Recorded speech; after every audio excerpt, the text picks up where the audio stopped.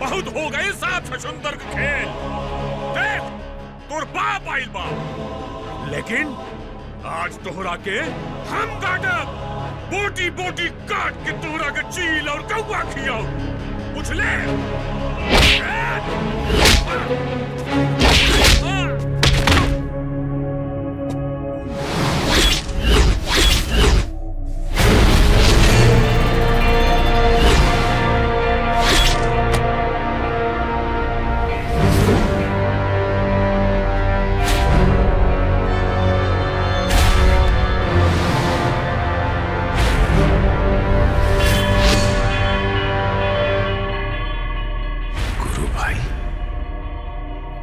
आश्रम में गुरुजी एक कहानी सुनौले रहलन, शायद तारा के याद होखी या ना। एक जादूगर रहल, और ओकर जान ओकरा तोता में रहल। गुरुभाई जादूगर हम आई और हमार जान हमरा छोट भाई नागा में आओ। तारा के पता नहीं के एकरा के मार के तू ठीक नहीं के कैला, ठीक नहीं के कैला। काहे कैला कुल? हाँ? काहे कैला?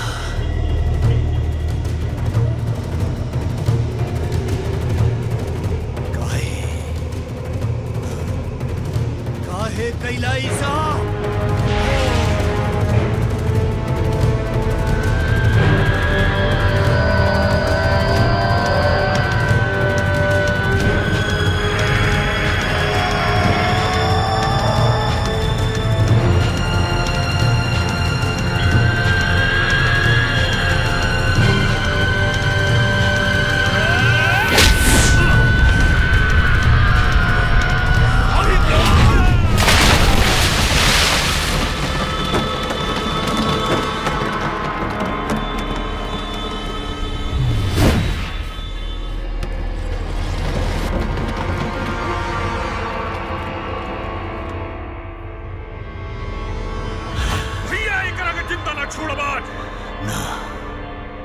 हमार एक प्रहारी एकरा खातिर काफी हो। का मतलब?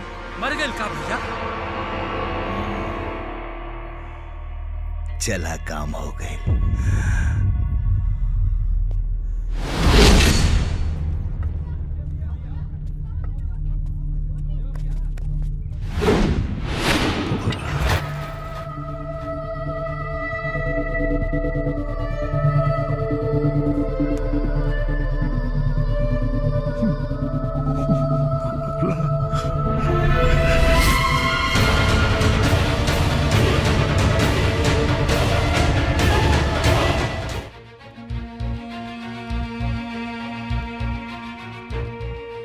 डॉक्टर साहब हमारा देवा ठीक तो हो जाएगा? घबराइए नहीं, सब ठीक हो जाएगा। लेकिन जिस बुरे तरीके से इसको मारा गया है, जैसे पूरे 100 लोगों ने एक साथ इसके छाती पर बहुत बुरे तरीके से मारा हो। बस ऊपर वाले की दुआ है कि बच पाया। ऐसा चमत्कार मैंने पूरी लाइफ में आज तक नहीं देखा था। वो नॉर्मल है, ठीक हो? गुड। धन्यवाद भगवान, हमरा देवा के कुछ ना भइल। कुछ न होई।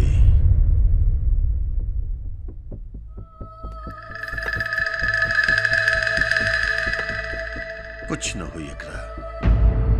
50-100 आदमी तक का 1000 आदमी भी अगर एक साथ मारे तब भी कुछ न होई हमरा भोला के।